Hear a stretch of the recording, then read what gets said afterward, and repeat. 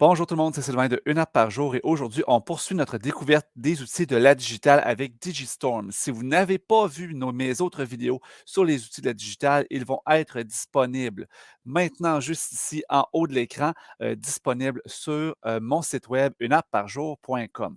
Donc, Digistorm, qu'est-ce que ça fait? Bien, ça vous permet de faire quatre choses. Ça vous permet de faire des nuages de mots, ça vous permet de faire des remue-ménages avec votre équipe de travail ou vos élèves. Ça vous permet aussi de faire des sondages, mais aussi de faire des questionnaires interactifs avec les élèves. Tout ça, c'est gratuit. Il n'y a pas de connexion, donc pas de connexion de données personnelles. C'est éthique et entièrement gratuit. Donc, je vais commencer tout de suite avec l'accès à la digitale. Donc, on se rend à la digitale.dev. Une fois que vous allez arriver à la digitale, vous descendez et dans la dernière ligne ici, là, pour les outils de base, vous allez trouver le Digistorm. Donc, Digistorm, quand vous allez arriver dans Digistorm, vous pouvez participer. Donc, si vous êtes un élève, c'est par là que vous allez participer et entrer un code à 5 ou 6 caractères. Vous pouvez créer directement par ici de façon gratuite sans même un login. Moi, ce que je vais vous suggérer fortement, c'est de vous inscrire, de vous créer un identifiant et un mot de passe pour pouvoir y revenir et avoir accès à tous vos tests facilement. Donc, cette option-là, elle n'est pas disponible pour tous les outils de la digitale, mais elle est disponible pour Digistorm. Donc, moi, ici, je vais me connecter avec mon identifiant et mon mot de passe. Bien retenir votre mot de passe parce que si vous le perdez, je ne vois pas comment vous allez faire pour retrouver votre mot de passe. Donc, j'entre et là, on voit ici que j'ai quelques tests que j'ai faits pour la présentation. Pour vous montrer tout de suite, en commençant, quand vous arrivez dans l'interface, vous pouvez importer un fichier à partir d'une archive zip. Donc, la façon de partager d'une personne à l'autre, c'est par téléchargement en zip et par partage de fichiers. Fait que vous pouvez importer et on va chercher l'archive sur votre ordinateur. Si vous avez déjà créé des fichiers, vous pouvez les dupliquer par ici et vous pouvez aussi les télécharger et exporter. Donc, à ce moment-là, ce qu'on exporte, c'est une archive au format zip qui pourra être retéléchargée par la suite. Donc, belle option de partage pour partager avec des collègues des tests que vous avez déjà faits.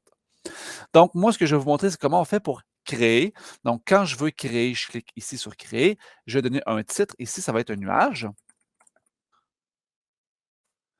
Nuage de mots 2, tiens.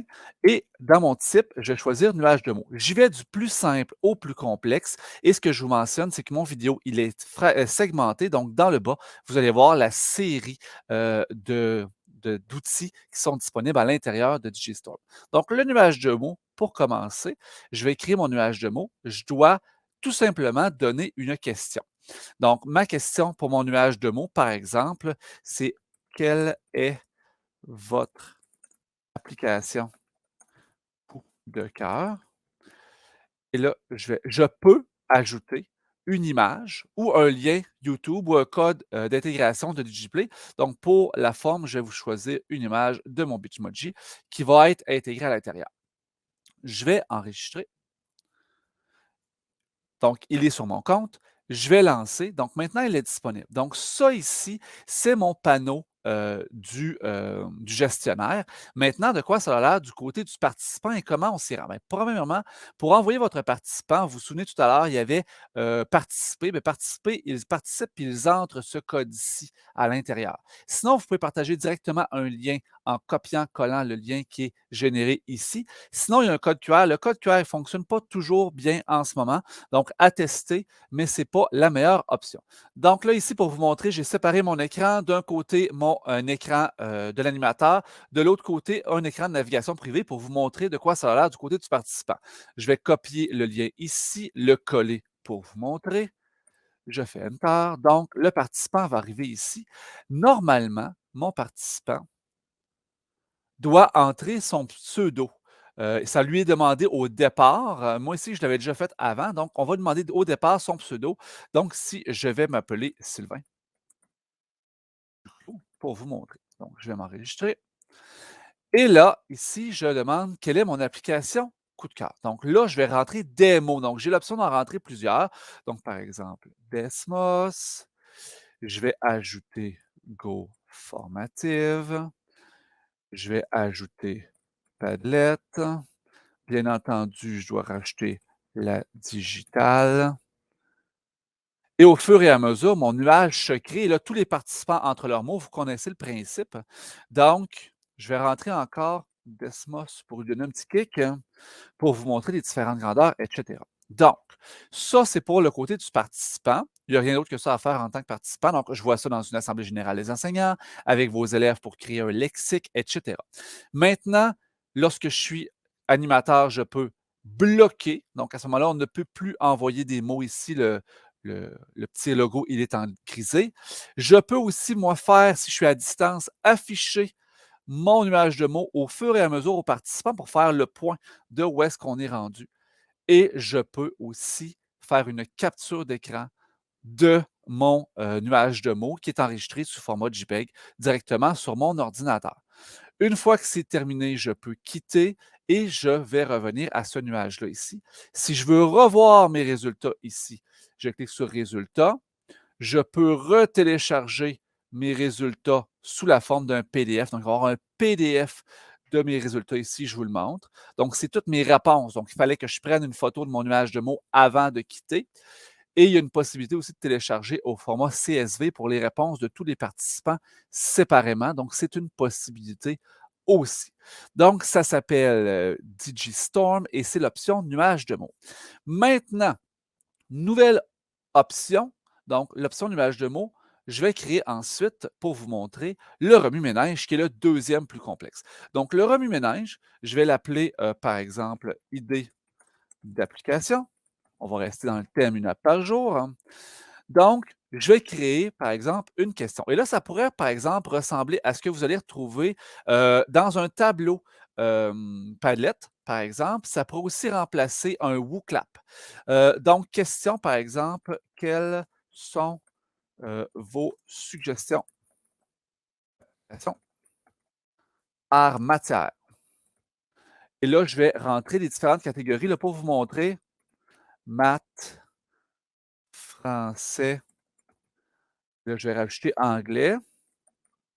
Je pourrais rajouter des images qui sont associées à chacune des catégories aussi. Donc, c'est-à-dire avoir des belles en tête, vous pouvez le faire aussi. Donc, une fois que je suis prêt, que j'ai rentré toutes mes catégories, je vais enregistrer, toujours, pour pouvoir le retrouver plus tard. Je vais le lancer. Là, ici, ce que je vais faire, c'est que je vais copier mon lien pour mon participant. Et là, vous allez voir que ma catégorie anglais, elle est là. Je ne la vois pas là, parce que je ne suis pas en plein écran, mais ce n'est pas grave, c'est pour l'exemple.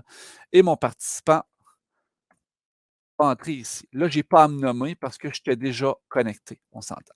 Donc, quelles sont vos suggestions d'application par matière? Donc, le participant va sélectionner la matière à laquelle ça s'applique. Là, ici, je vais sélectionner maths et français pour vous montrer. Donc, Desmos, j'envoie.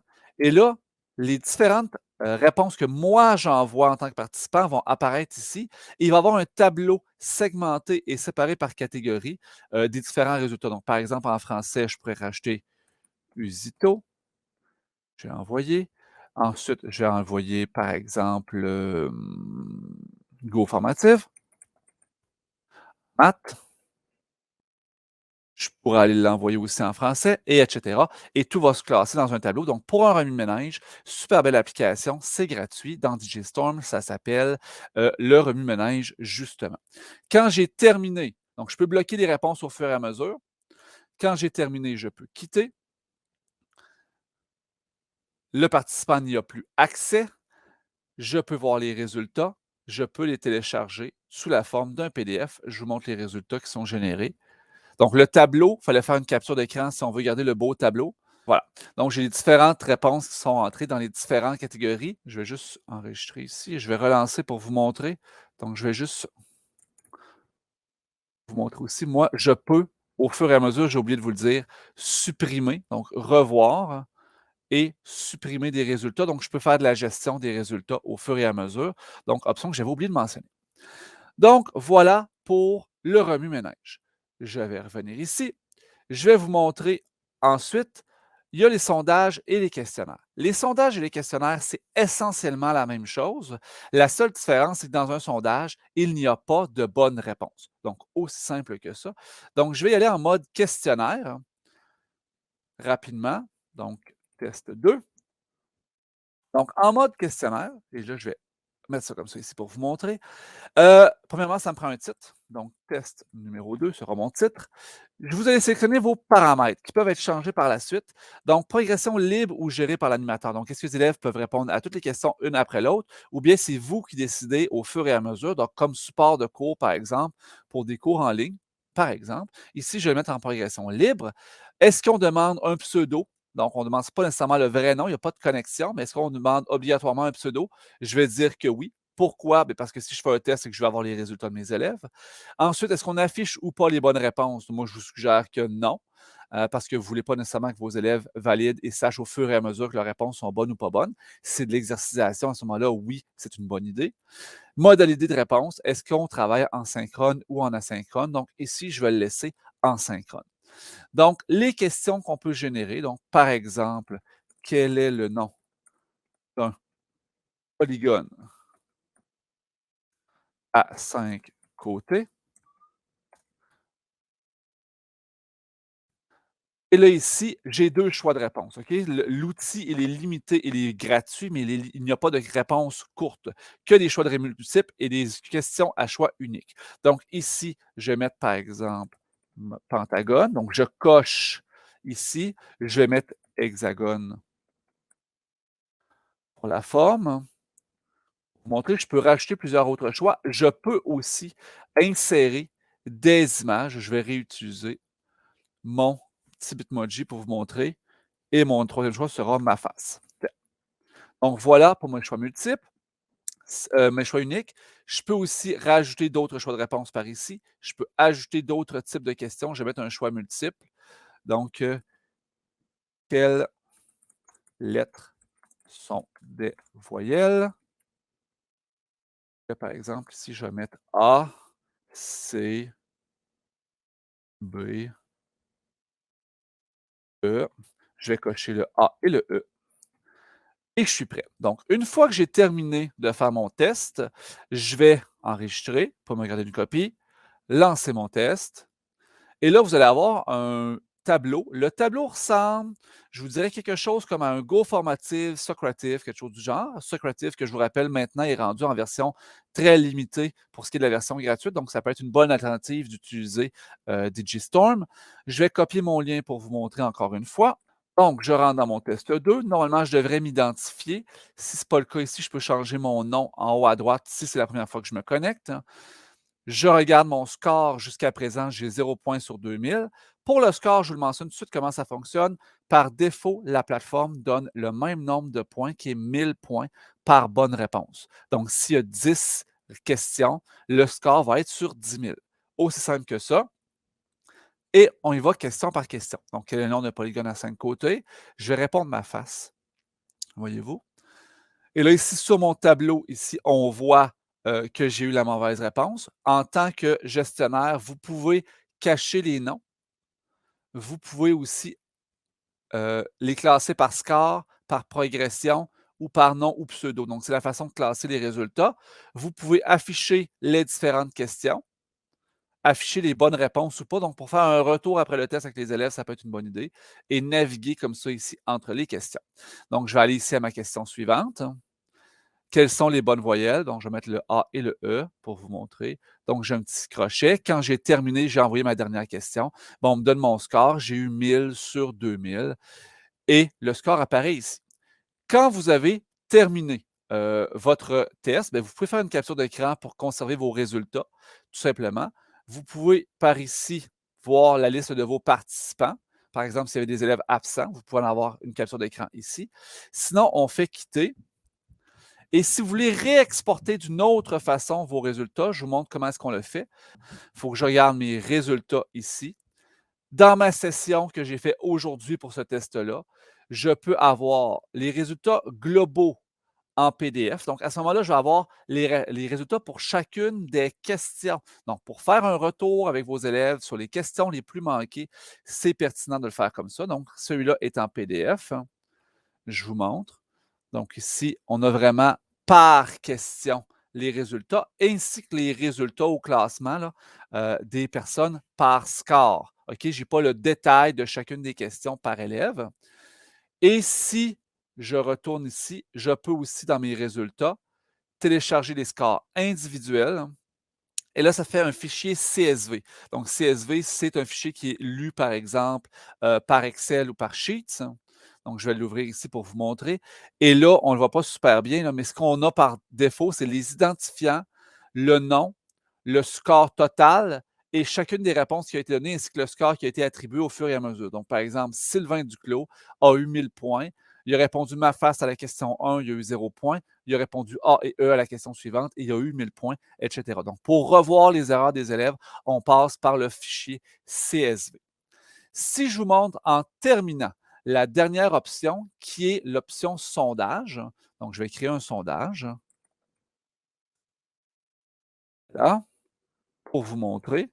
Donc, mon sondage, donc, 1, je peux avoir une progression libre ou gérée par l'animateur, comme on l'a dit. Il peut être non obligatoire ou facultatif. Je le laisserai facultatif si c'est un sondage et qu'on veut que ce soit pas nécessairement limité et que les personnes soient identifiées.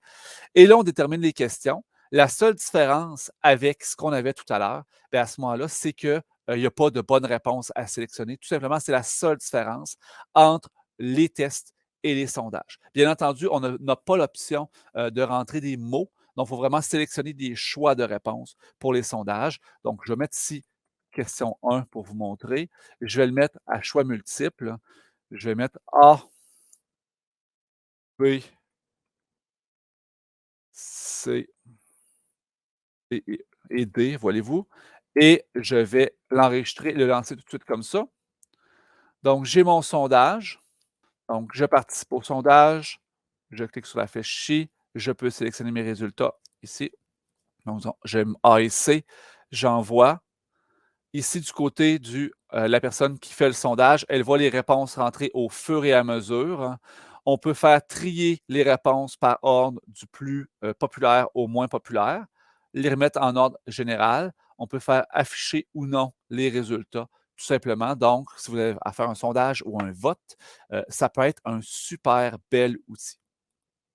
Donc, c'était tout pour cette capsule sur Digistorm, un outil totalement gratuit et éthique offert par ladigital.dev. J'espère que ça vous a été utile. Si c'est le cas, laissez-moi un pouce en l'air, abonnez-vous sur YouTube, Facebook et passez me voir sur le unaparjour.com.